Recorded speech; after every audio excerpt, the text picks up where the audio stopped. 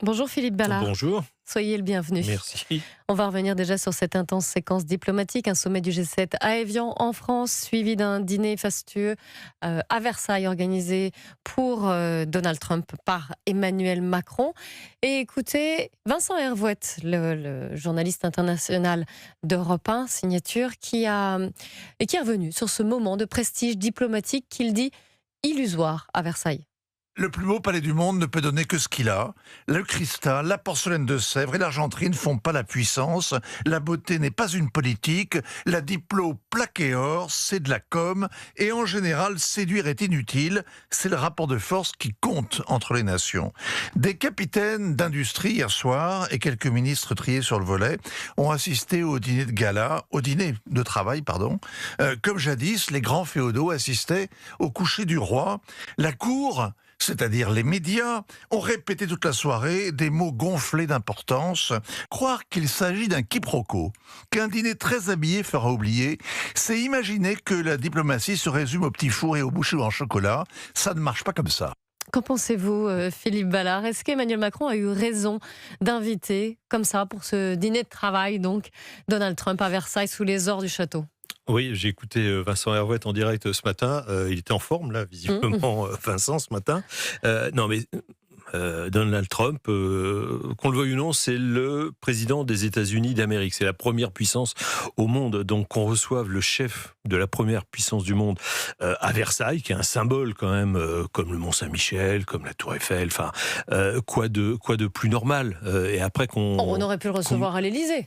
Bon, il avait, je crois qu'en 2000, lors de son premier mandat, celui de Donald Trump, Emmanuel Macron l'avait emmené dîner à la Tour Eiffel.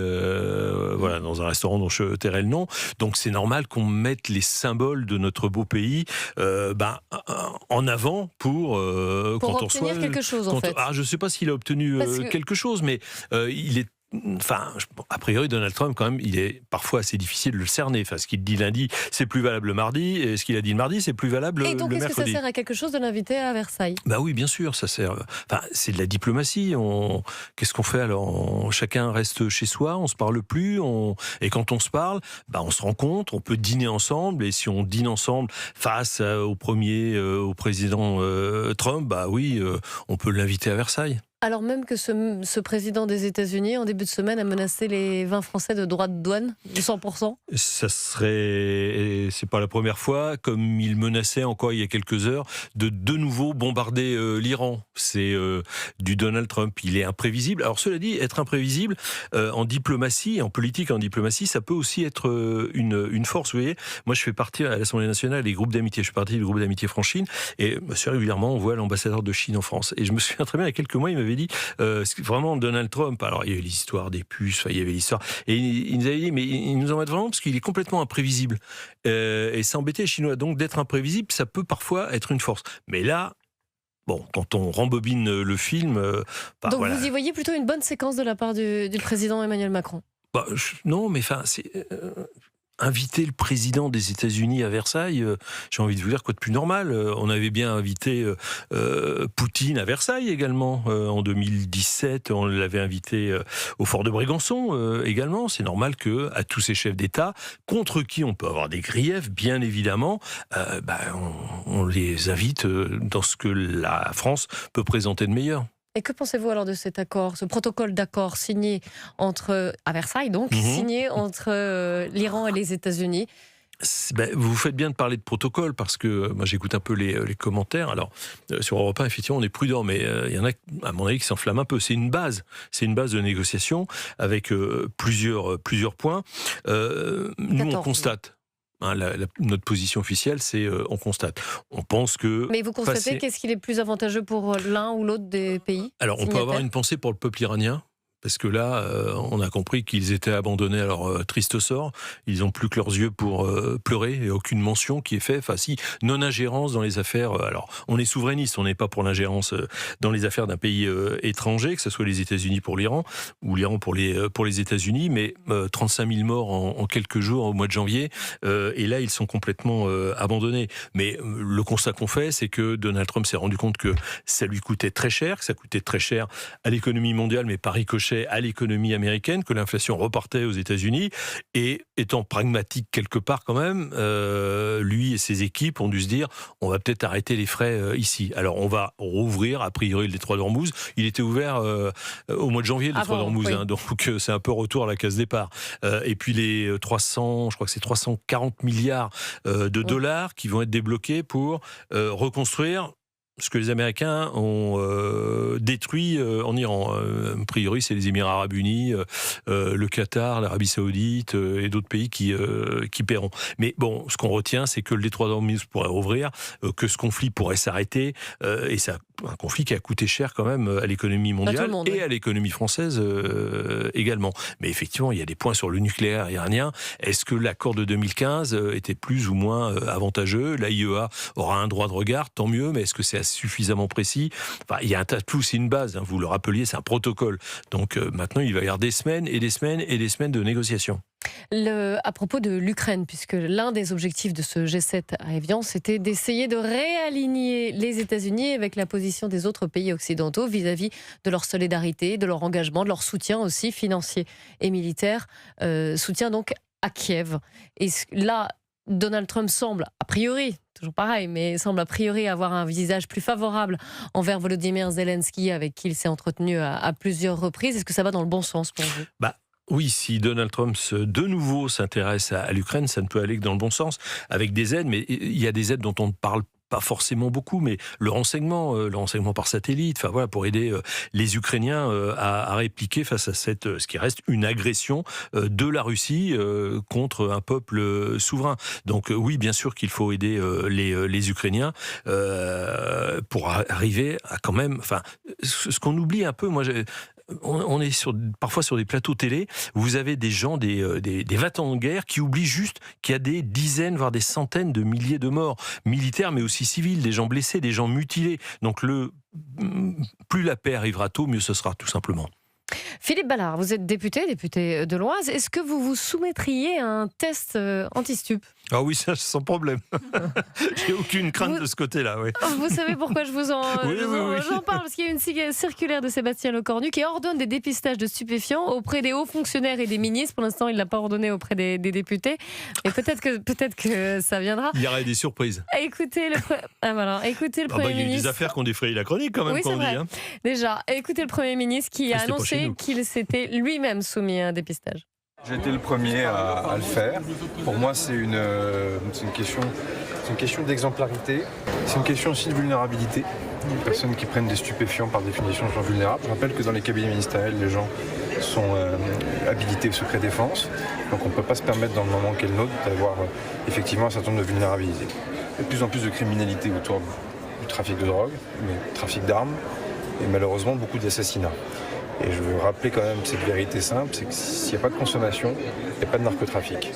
Philippe Ballard, exemplarité, lutte contre le narcotrafic, en ciblant aussi bien sûr les consommateurs de quelque milieu qu'ils soient d'ailleurs. Vous y êtes favorable à cette initiative ? Vous pensez que c'est une bonne chose ? Oui, un devoir d'exemplarité de la part des responsables politiques. Vous parliez des parlementaires. Alors, j'avais cette petite pirouette parce qu'on sait très bien qu'il y a un groupe, celui qui cite plus à gauche dans l'hémicycle, il y a eu des affaires, il y a eu des consommateurs, il y en a même qui s'en vantaient, qui vendaient du cannabis pour payer leurs études.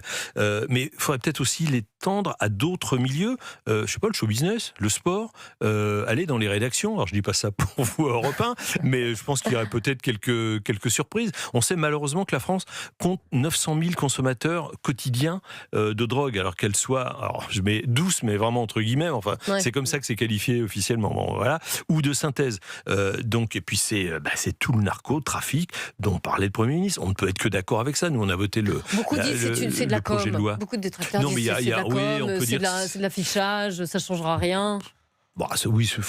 Si on teste que ces personnes-là, ça ne va pas changer grand-chose. Mais effectivement, s'il n'y a pas de marché, s'il n'y a pas d'acheteur, il n'y a pas de vendeur. C'est la loi du marché. Voilà. Donc, il y a aussi à responsabiliser tous ceux qui consomment de la drogue. Mais cela dit, on y voit peut-être si un signe positif, parce que pendant de très très longues années, et que ce soit la gauche, la droite, le centre, ces histoires de consommation de drogue, ça a été mis sous le tapis, parce que eux-mêmes devaient peut-être, et leur entourage, en consommer.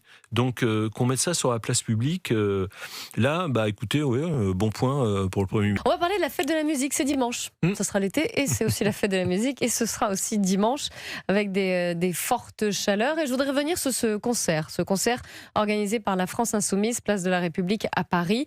La préfecture a pris un arrêté pour l'interdire parce que, je cite, cet événement devrait accueillir notamment le comité Adama et sa fondatrice Assa Traoré, les rappeurs Medine et Soso Manès. Alors, la France Insoumise conteste et même fait un recours contre cet arrêté. Elle dénonce des mensonges. Elle dit qu'aucun des trois n'est à l'affiche de ces concerts. Est-ce que c'est un bon motif d'annulation pour vous et un bon réflexe qu'a eu la préfecture ? Je crois que le trouble à l'ordre public, malheureusement, oui, je pense qu'il est présent. Cela dit, ça ouvre une autre réflexion, c'est que est-ce qu'il est possible encore de faire la fête en France ? Je mets un peu une parenthèse cette place de la République, quitte à y revenir, sans qu'il y ait des heurts, sans qu'il y ait des incidents, sans qu'il y ait des affrontements. J'allais vous poser la question, parce que l'année dernière, on se souvient qu'il y en avait déjà eu beaucoup. Oui, et puis après la victoire du PSG, malheureusement, on pourrait multiplier les exemples. Oui, le comité Assa Traoré, faut se souvenir quand même de leurs propos. Il y a un racisme systémique dans la police et la gendarmerie. Ce sont leurs propres propos. La police française est violente et raciste. Donc, quand vous organisez ce genre d'attroupement place de la République, fatalement, face à vous, il y aura un dispositif de sécurité, il y aura des CRS, il y aura des gendarmes mobiles. Et là, il y a une énorme crainte, effectivement, qu'il y ait des affrontements, en plus organisés par LFI. Là, vous avez tout le cocktail pour que ça se passe mal. Si vous voulez, ça, on peut pas faire pire. Donc, oui, chacun prend ses responsabilités. Et puis, pardon, mais ce que vous citez, Medine, quand même, il avait été, en 2023, il y a 3 ans, il avait été quand même inquiété pour des tweets et des propos communautaristes, antisémites, appelant à la haine. Il avait retiré tout ça de ses réseaux sociaux. Mais enfin... Vous vous rendez compte un peu le cocktail ? C'est LFI, c'est le rapport de force, c'est la provocation et c'est... Pardon, mais la notion de race qu'on met en avant. Moi, j'écoutais juste avant mon intervention, c'était Laurent Desfontaines qui était là pour le Parti communiste et qui s'en prenait, tant mieux, ils ouvrent les yeux à la France Insoumise en disant mais il n'y a pas, cette nouvelle France, ça n'existe pas. Leur grille de lecture, c'est le racisme. Oui, là, je partage tout à fait, vous voyez, ce point de vue d'un des porte-parole du Parti communiste. Oui, décidément, LFI, vous avez donné un bon point au gouvernement et un bon point au communiste aujourd'hui, Philippe Ballard. C'est pour ça qu'on va arriver au pouvoir, si vous voulez, on est très œcuménique. Mais non, mais ils ont une vision de la société, on ne peut pas dire l'inverse. Raciste, quand ils vous disent nous, nos listes municipales, on va les constituer en fonction de la population qui habite les quartiers. Donc, si vous êtes blanc, par exemple, vous ne pourrez pas vous présenter parce que nous, on aura que des candidats qui ont telle couleur de peau. Jonathan Arfi, le président du CRIF, lui aussi s'est exprimé à propos de ce concert. Il a dit ce concert est légal. Mais est-il pertinent pour la démocratie ? Aucun parti politique ne devrait pouvoir détourner une fête populaire qui vise à rassembler les Français, pas à les diviser. C'est exactement ça. Et les filles divisent les Français, ils sont dans le rapport de force, dans la provocation, dans la haine de ceux qui ne pensent pas comme eux, qui s'aiment. Mais eux disent le contraire, justement, parce qu'ils disent que la nouvelle France, elle fait la part belle à toutes les Français, à toutes les Français. Ah oui, non, mais c'est quoi ? D'accord. Sauf qu'ils arrêtent leur phrase là, mais virgule, dans les faits, ça se traduit pas comme ça. Enfin, quand M. Bagayoko, parce que je crois que cette fête, Place de la République, devait suivre une marche contre le racisme, organisée par M. Bagayoko qui partait de Barbès. Oui. Mais c'est ce même maire de Saint-Denis qui dit siffler la Marseillaise, c'est pas grave, ça peut se comprendre. Non, j'arrête. Siffler la Marseillaise, c'est grave et ça se comprend pas. Voilà, ils sont dans le séparatisme, dans le communautarisme qui débouche sur le séparatisme. Écoutez, Maud Bréjon, la porte-parole du gouvernement, qui a dénoncé une stratégie de conflictualisation de la part de la France Insoumise. On voit bien dans la réaction de la France Insoumise qu'ils sont encore dans une stratégie de conflictualisation de toutes les décisions, y compris lorsqu'elles sont prises par des représentants de la République. Le préfet de Paris fait un travail absolument remarquable. Ils ont fait appel de cette décision. Il prend, et c'est tout à fait leur droit, il prend cette décision pour protéger les Parisiens, pour permettre à ce que ces festivités, parce que c'est d'abord un moment festif, se passent dans les meilleures conditions possibles. Voilà. Et puis, vous voyez, quand je lis hier la réaction de Jean-Luc Mélenchon et que je vois dans ce tweet qu'au fond, à la fin, le responsable, c'est le président du CRIF, je vois qu'on retombe quand même dans ces vieux travers. Votre réaction, Philippe Ballard. Oui, mais enfin, voilà, tout est dit. Alors, vous allez me dire, c'est Maud Brejon, c'est la porte-parole du gouvernement. Enfin, si Maud Brejon dit qu'il fait chaud sur la France aujourd'hui, oui, c'est pas parce que je suis RN que je vais dire c'est pas vrai. Ils sont dans le conflit permanent, dans le rapport de force, dans la provocation et dans la haine de ceux qui ne pensent pas comme eux. C'est ça, la France insoumise. Donc, quand ils veulent organiser un rassemblement avec des chanteurs qui sont, pardon, en très mauvais français, borderline, avec le comité Adama, oui, on sait que ça peut très très vite déraper, mais il faut vraiment que les Français prennent conscience, ceux qui sont tentés par le vote de la France insoumise, prennent conscience de ce que ça représente à l'arrivée. Philippe Ballard, je rappelle que vous êtes porte-parole du Rassemblement national, et dans la foulée de ce qu'on vient de dire, Xavier Bertrand, lui, estime que Bardella, Le Pen, Mélenchon, ce sont exactement les mêmes. Écoutez-le, il était sur BFM TV il y a quelques jours. Le président de la région des Hauts-de-France, qui songe peut-être à être candidat, est revenu aussi sur l'absence de Jordan Bardella à la marche blanche pour l'IANA. Quand vous êtes un responsable public, un responsable politique, que vous aspirez aux plus hautes fonctions, vous comprenez ce que peuvent ressentir d'autres personnes. Les gens ne disent pas aux responsables politiques « vivez notre vie », mais comprenez notre vie. Et là, de comprendre la douleur et le respect qui, à mon avis, était indispensable, cette marche blanche, puis après, ils vont nous faire leur grand cinéma. C'est insupportable. Mais il ne faut pas tomber dans le panneau. Et vous savez, Bardella, Le Pen, Mélenchon, c'est exactement les mêmes. Philippe Ballard, il vous renvoie dos à dos avec la France insoumise. Ouais, je sais pas, il veut participer peut-être à la primaire de gauche, Xavier Bertrand, ce coup-ci, là, parce qu'il s'est pris une gamelle en 2022, primaire de droite. Il va essayer à gauche maintenant, parce que dans le même interview, il dit c'est très compliqué en France si vous êtes... Si vous avez un prénom du calendrier grégorien, il est difficile de vivre en France quand on ne porte pas un prénom du calendrier grégorien, il l'a dit déjà. Oh oui, puis vous après, êtes d'accord avec lui? Il y a toute une séquence. Oui, non, mais il y a la suite de ce qu'il dit, parce que ça, c'est le début de la phrase. Voilà, si vous êtes... alors, c'est pas du verbatim, mais en fait, si vous êtes, je crois, arabe musulman ou, je sais plus, les graines, un certain nombre de choses, c'est très compliqué pour vous. Mais Xavier Bertrand, ça fait longtemps qu'on l'a perdu. Je crois qu'il s'est perdu tout seul. Après, sur cette histoire de marche blanche, enfin, attendez, ils ont été aux responsabilités, ces gens-là. Si la justice en est dans ce degré de déliquescence, est-ce que c'est pas aussi de leur faute? Si la société en est dans ce délit de déliquescence, est-ce que c'est pas leur faute? Qu'est-ce qu'ils ont fait pour faire en sorte que la justice arrête de se retrancher derrière la réinsertion et pas la sanction? Enfin, je veux dire, monsieur Xavier Bertrand, il a une énorme part de responsabilité. Il a sa part de responsabilité à tous ces travers qui rongent, qui minent la société française. Alors, il essaye de, je sais pas quoi faire là, oui, peut-être être candidat à la primaire de gauche. Mais en tout cas, il vous renvoie dos à dos avec LFI. Oui, est-ce qu'on est obligé de réagir à tout ce que peut dire Xavier Bertrand? Oui, c'est bien. Et est-ce que, alors, je reviens sur cette phrase, il est difficile de vivre en France quand on ne porte pas un prénom du calendrier grégorien, pardon. Grégorien, excusez-moi. Non, mais là, ouais, à ce rythme-là, il va finir à LFI arriver au moment de la présidentielle, quoi. Enfin, qu'est-ce que ça veut dire? Nous, enfin, il y a pas. Là, il divise les Français.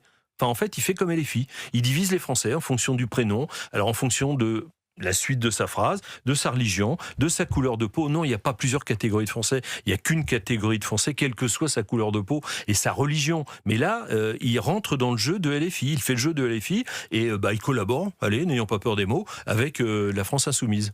Ah oui, alors il y a des termes sur lesquels il faut faire attention. Vous dites qu'il collabore avec la France insoumise? Oui, mais qu'est-ce que ça veut dire, collaborer? Ça veut dire épouser les vues et puis marcher avec eux. Il les renvoie dos à dos, il dit non. Non, mais après, enfin, dans la phrase que vous citez, parce qu'il a un ton plus social et plus inclusif que d'habitude. Non, mais enfin, là, il essaye d'exister, en fait. C'est un peu ça, la réalité de Xavier Bertrand. Enfin, à part dans les Hauts-de-France et encore, où il a une petite notoriété, ailleurs, il n'existe pas. Merci beaucoup, Philippe Ballard, député de l'Oise et porte-parole du Rassemblement national.